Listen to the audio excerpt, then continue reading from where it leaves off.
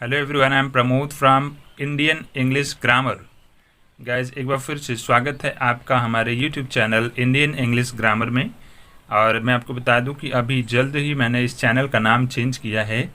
इसके पहले इसका नाम था गुड्डू ग्रामर ज्ञान 1। तो आप दोनों नाम से इसे सर्च कर सकते हैं और आपको मेरा डिटेल पूरा का पूरा मिलेगा। और मैंने आपको बताना एक चीज़ें और है कि हमारा जो चैनल है इस पे मैंने ग्रामर की विधिवत जानकारी पार्ट ऑफ स्पीच से स्टार्ट किया हुआ है। अगर आप नए हमारे चैनल पे तो जल्दी ज्वाइन करें ताकि आप शुरुआती से बिल्कुल ग्रामर की नॉलेज को ले सकें। और एक एक करके मैं सारी नॉलेज दूंगा जिसका यूज़ आप चाहे क्लास 4 में हो, 5 में हो, 11 में हो, 12 में हो, किसी भी क्लास में आप हैं उस क्लास में हमेशा कर सकते हैं। कहीं कोई रॉन्ग नहीं मिलेगा।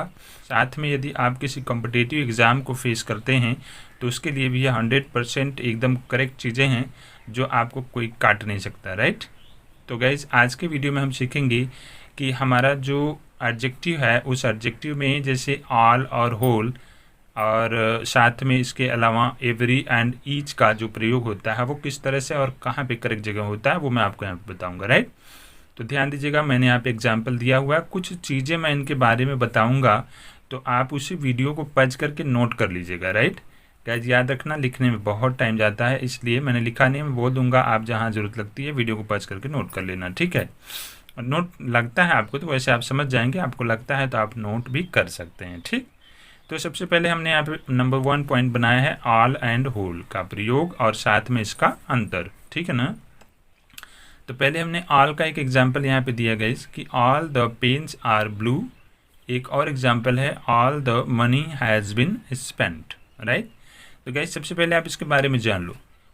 तो ऑल का जो मीनिंग आता है गाइज वो सब या सब के अर्थ में आता है और इसका प्रयोग जो होता है प्लूरल काउंटेबल नाउन और तथा सिंगुलर अनकाउंटेबल नाउन के पहले होता है, ठीक है। याद रखिएगा, प्लूरल काउंटेबल नाउन के पहले या फिर सिंगुलर अनकाउंटेबल नाउन के पहले होता है, ठीक है। तो आप यहाँ पे देखेंगे कहा गया all the pens are blue, all the pens are blue. तो यहाँ पे जो पेन्स है गाइज ये आपका क्या है, प्लूरल काउंटेबल नाउन है, राइट ना। प्लूरल काउंटेबल नाउन है ना, बिल्कुल क्लियर है। और नेक्स्ट में देखिए all the money has been spent. यहाँ पे जो मनी है यह एक नाउन है, लेकिन कैसा नाउन है, सिंगुलर अनकाउंटेबल नाउन है, राइट। तो इसके पहले हमने क्या किया, यहाँ जो मनी का अर्थ निकलेगा धन निकलेगा, राइट ना। तो धन काउंटेबल नहीं होता, ये अनकाउंटेबल नाउन होता है, इसलिए इसे हम सिंगुलर कहते हैं, राइट। तो ये हो गया ऑल का, क्लियर। आगे आते हैं हम होल का, होल के बारे में जान लेते हैं, राइट। तो गाइस, होल का जो मीनिंग होता है इसका मीनिंग होता है संपूर्ण। ध्यान से समझिएगा, इसका जो मीनिंग होता है ये होता है संपूर्ण। तो जब भी अर्थ निकालेंगे हम इस इंग्लिश के वाक्य में तो इसका अर्थ निकलेगा संपूर्ण। जैसे यहाँ पे आप निकाल लीजिए, एक बार मीनिंग मैं बता दे रहा हूँ। All the pens are blue, सभी कलमें नीली हैं। और इसका है all the money has been spent, सभी धन खर्च किए जा चुके हैं। यहाँ पे देख लीजिए द होल विलेज मतलब संपूर्ण गांव, the whole of country, the whole of country. यहाँ पे एक चीज़ आपको ध्यान से देखना है कि होल ऑफ लगा है, ठीक है। होल में और साथ में होल ऑफ में भी डिफरेंस है, ठीक है। तो होल का प्रयोग कब होता है, इसका मीनिंग संपूर्ण होता है जैसे कि मैंने बताया आपको, है ना। तो होल का प्रयोग जो होता है वो सिंगुलर कॉमन नाउन के पहले होता है। सिंगुलर और क्या होना चाहिए, कॉमन नाउन। ध्यान दीजिएगा, अब विलेज क्या है, एक कॉमन नाउन है, राइट ना। विलेज एक कॉमन नाउन है और सिंगुलर कॉमन नाउन है, राइट ना। अब आगे बढ़ते हैं। होल का प्रयोग, जैसे जो होल ऑफ होता है इसका जो प्रयोग होता है ये हमेशा प्रॉपर नाउन के पहले होता है, ठीक है। तो कंट्री क्या है, कंट्री एक आपका प्रॉपर नाउन है, ठीक है। और विलेज क्या है, एक कॉमन नाउन है, ठीक है।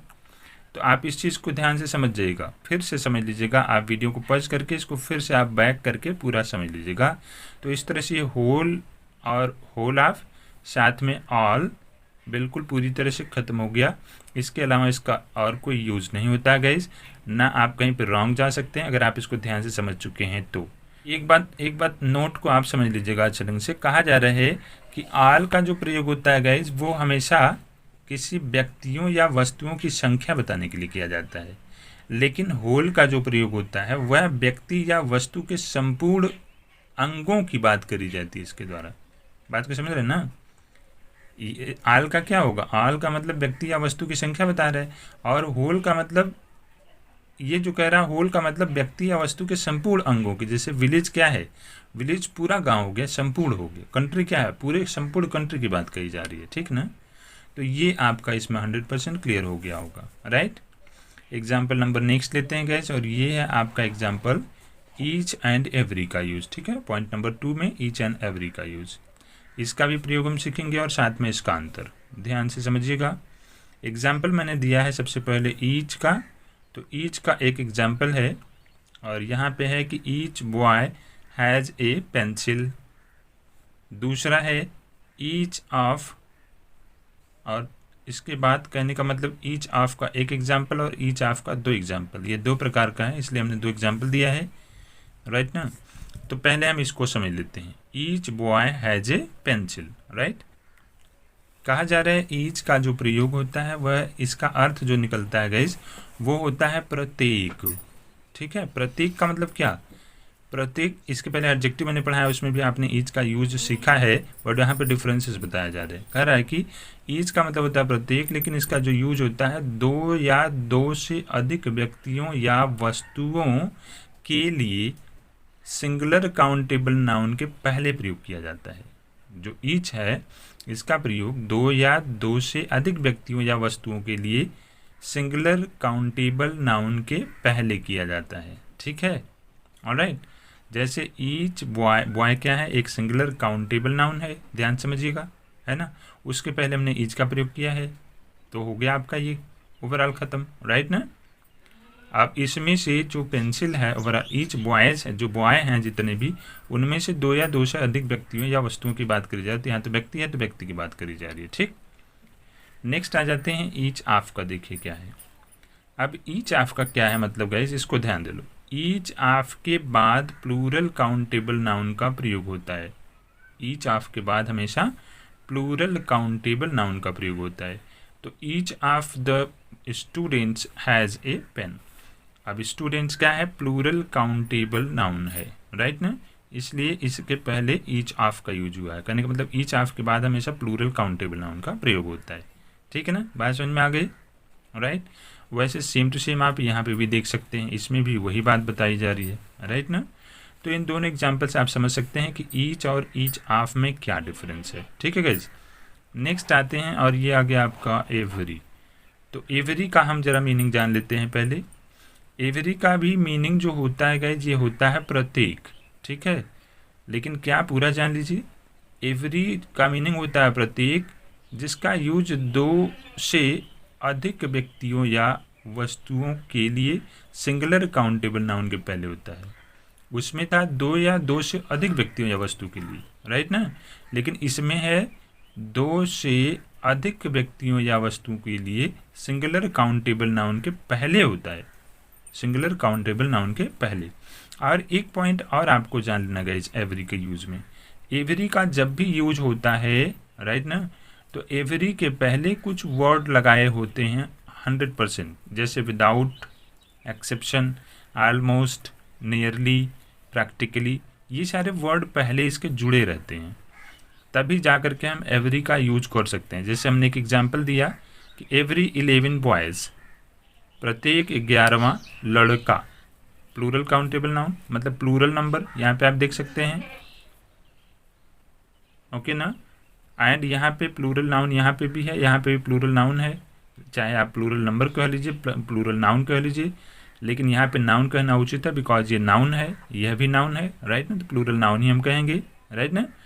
तो ऑलमोस्ट एवरी 11 बॉयज़ आप कह सकते हैं, या फिर नियरली एवरी 2 गर्ल्स कह सकते हैं। ऑलमोस्ट का मतलब लगभग और नियरली का मतलब भी लगभग होता है, लेकिन इन दोनों में भी डिफरेंस होता है, वो भी मैं आपको आगे बताऊंगा, राइट ना। तो ये आपने आई थिंक समझ लिया होगा कि एवरी और ईच ऑफ में क्या डिफरेंस है, या एवरी ईच में क्या डिफरेंस है, ईच या ईच ऑफ में क्या डिफरेंस है। और साथ में आपने बहुत कुछ जान लिया होगा, जिससे आपका ये कॉन्सेप्ट 100% क्लियर हो गया होगा। और गाइज याद रखिएगा कि इसका यूज आप कहीं पे भी कर लीजिए, यह आपके लिए 100% काम करेगा। और जहाँ भी आपको समस्याएं आएँ वहाँ पे वीडियो को पॉज करके नोट कर लीजिएगा। एक और पॉइंट मैं आपको नोट करा दूँ, नोट कर लीजिएगा ज़रूरत लगती है तो। एवरी तथा ईच का प्रयोग सिंगुलर अनकाउंटेबल नाउन के पहले कभी नहीं होता है। ठीक है, एवरी तथा ईच का प्रयोग सिंगुलर अनकाउंटेबल नाउन के पहले कभी नहीं होता।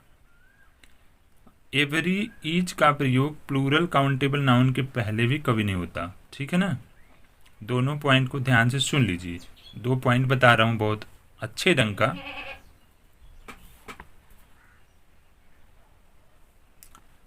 तो गाइज आज के वीडियो में बस इतना ही। मिलते हैं नए वीडियो में कुछ नई चीज़ों के साथ में।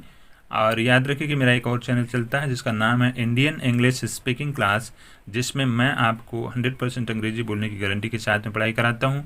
उस चैनल को भी सब्सक्राइब करें और बेसिक से बिल्कुल अंग्रेजी बोलना सीखें। मिलते हैं नए वीडियो में कुछ नई चीज़ों के साथ में, तब तक के लिए thank you, have a nice day, bye bye.